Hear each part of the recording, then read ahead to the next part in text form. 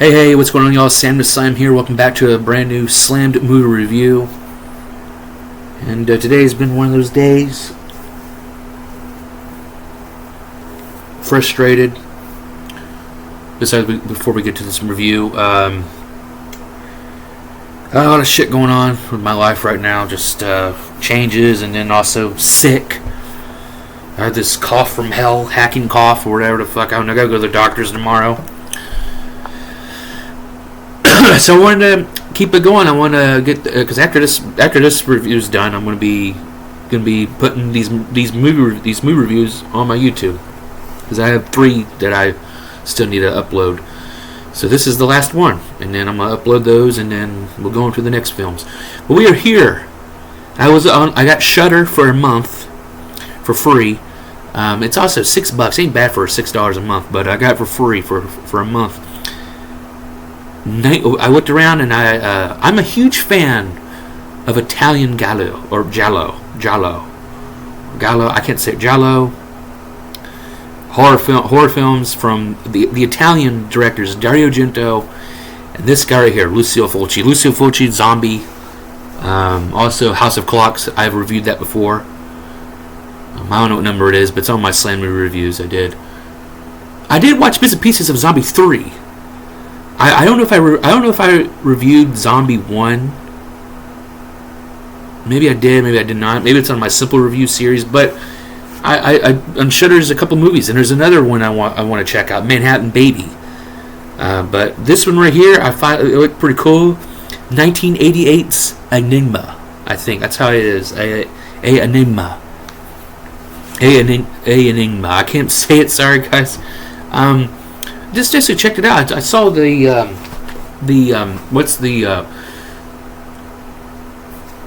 it's like Carrie meets Suspiria. It's like, yeah, Carrie meets Suspiria. What I mean, Suspiria, Dario Argento's classic of the school. It's based on a college, St. Mary's school, girls' school. And the Carrie elements is between our main character. And watching, and actually going through, it's only an 89-minute film. It's pretty badass. It's pretty enjoyable. As I was pissed off today, when I'm pissed off, I want to watch a movie and see bloody kills. And Lucio Fulci had some, is great with the gore. This film, though, yes, there's blood, there's kills. The kills kind of lacked, but still cool in a way. And I love. And the thing is, what keeps this movie going is the music. I love the score. It ain't Goblin, but I don't know what it is, but the score, the music of what these Italian directors have in these films, I love it. It keeps you in the film and yada yada. But the plot is basically it's this girl named Kathy.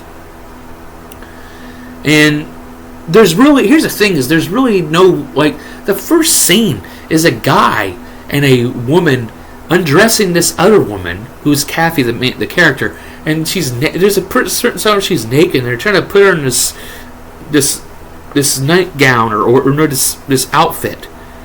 And it leads to to her and this guy named Fred. What is his name on here? Fred Vernon. He's the gym guy, the gym instructor or whatever the fuck he is. And there's a date or whatever.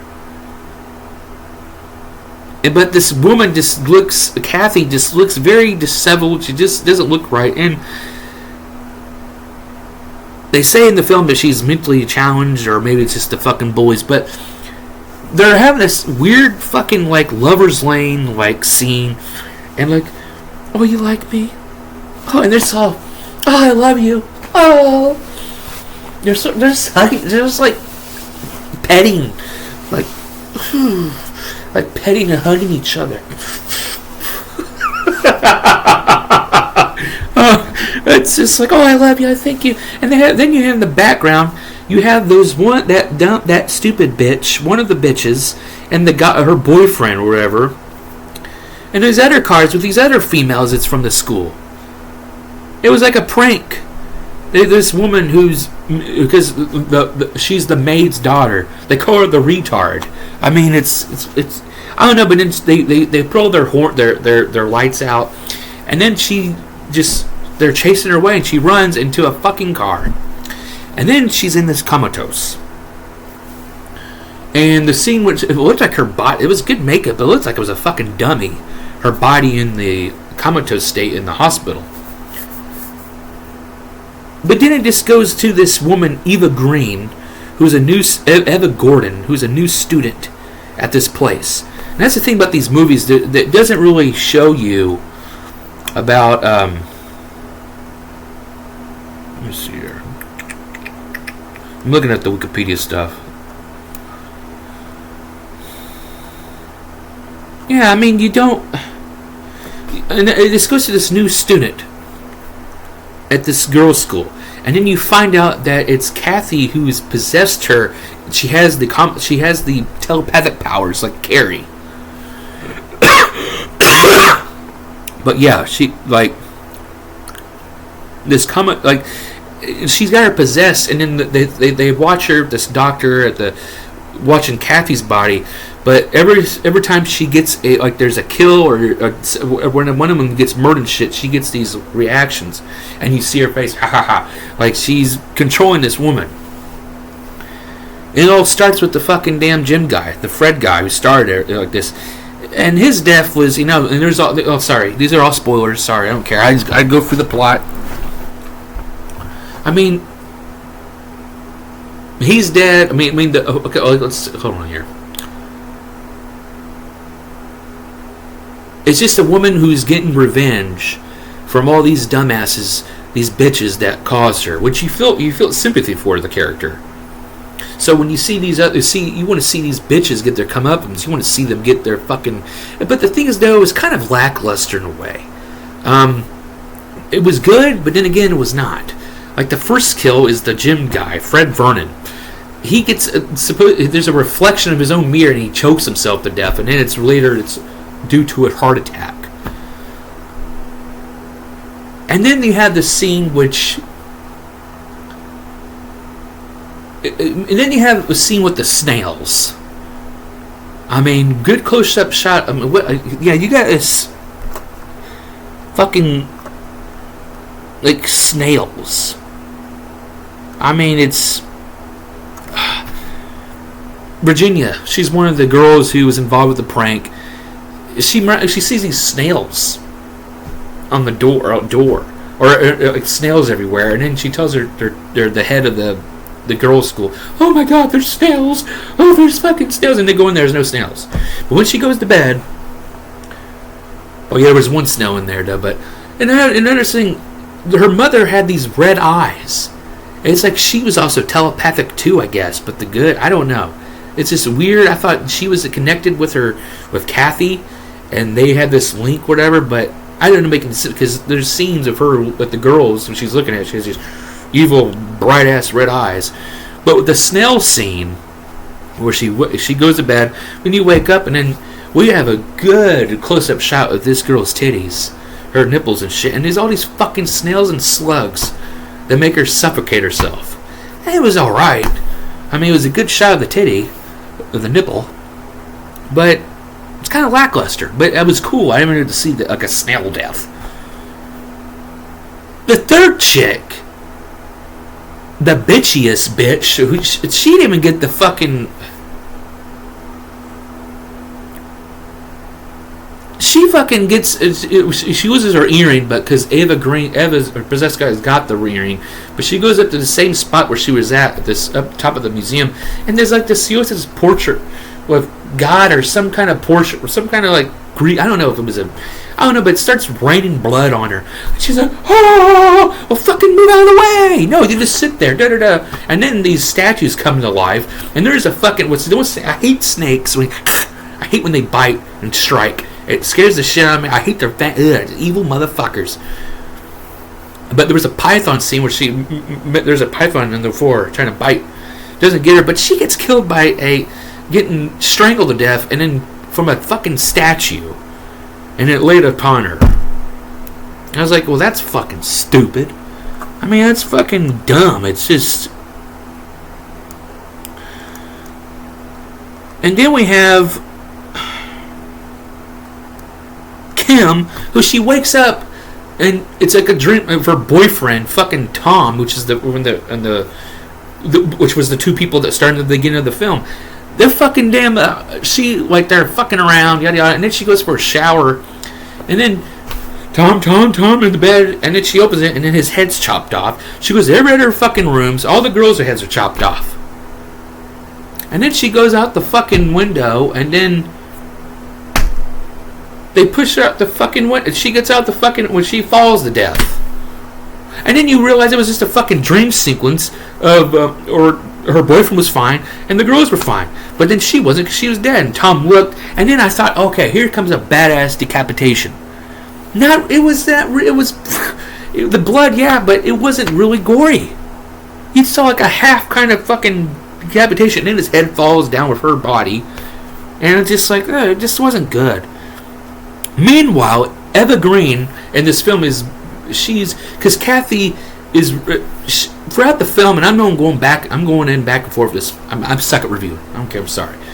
She fucking goes. She has this Kathy, telepathic minded Eva. She involves herself with the doctor, Dr. Anderson, and Dr. Robert Anderson, and she's making all these fucked up weird fucking makeouts I've ever seen. Like she's possessed to the guilt, like because it's Kathy wanted to have that feeling, that sexual feeling, I guess, because that's what from the beginning of the film, with the Fred guy.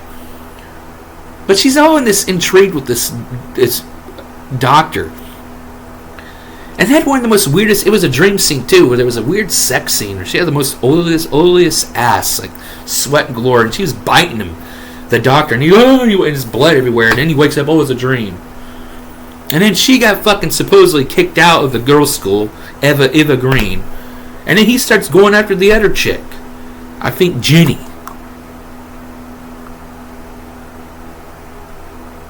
Yeah, he goes after Jenny then, because Eva's not there no more. They fucking fool around, yada yada. And it all leads to this. Well, then also too, there's a scene where she meets up with her mother. And her mother fucking, she talks to her mom because she knows it's Eva. She's like, "Oh, mommy, it's Kathy," and like her mom knows that something's between there. She knows that okay, and she has those red eyes, and she's a psychic herself, I guess. I don't fucking know, but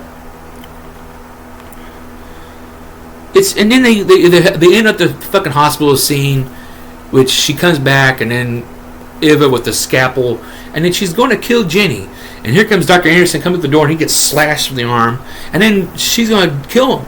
She's going to kill Jenny. Eva is Kathy possessed, and then she just slowly dies, and then you realize, and it goes back, because it always goes back to the hospital room where she's at, where every kill her heart rate or whatever monitor goes up, whatever. Someone took out off her life support, took off every damn thing. It was her mother. So, I mean, her mom wanted her to be laid to rest and not cause any more fucking harm. And then it had this weird ending where her spirit just roses up, like where the camera goes with her up in the clouds. And we see this overhead of the fucking damn hospital. And that was the ending. So, I mean, it was good. I'll give it a thumbs up. I love the fucking score. Like I said, the Italians know what the fuck they're doing with the score. I thought, the kills, I thought they were good, but they were somewhat lackluster. And I'm like, well, damn, I want to see some blood and shit. And gory shit. But it's alright. The music was great. The acting, you had the fucking Italian, they had the English dubbed, which is somewhat awkward all the time, but it's still fun. I liked it. But at the end of the day, it's good. It was a great film to watch, a revenge kind of horror-like settings of people getting killed, but I think they deserve to be killed even brutal. It just wasn't brutal for me. Even that decapitation scene. But I liked the film. I thought it was a good watch. The thing is, would I rewatch it again? I don't know if I rewatch it. It's a one and done for me. There's nothing really memorable. It's great to see her get her her revenge on these bitches and dudes, dickheads, but nothing really too memorable. I mean, except the snail scene. But I like it. Do I recommend the film? I mean, I only recommend it if you're a Lucio Fulci fan. You like to watch his films, but this ain't no Zombie. This ain't no City of the Living Dead. This ain't no House by the Cemetery. This is. I think he directed that. I think so. I think he did. Yeah, this ain't the Beyond. No, this ain't that shit. No, you go. You want to check out some Blaze shit? Check out this. Yeah, but this right here. At the end of the day, good film. I recommend it for good horror films. If you like it, watch it. It's good. The score and everything, but it's not rewatchable for me. But that is my review of the Enigma. I thought it was good. I thought the kills were good, but kind of lackey lusterfuck. Music's great. So, but yeah, I'm probably gonna rewatch it. It's just not too memorable. There's nothing really memorable about it. But it's another film checked off the list. So if you guys like these reviews or this spoil tell all and my thoughts about them, I got more reviews. I got 200 plus, like 220 plus movie reviews. I do also vlogs with my son or me and my girlfriend or me bitching at the world.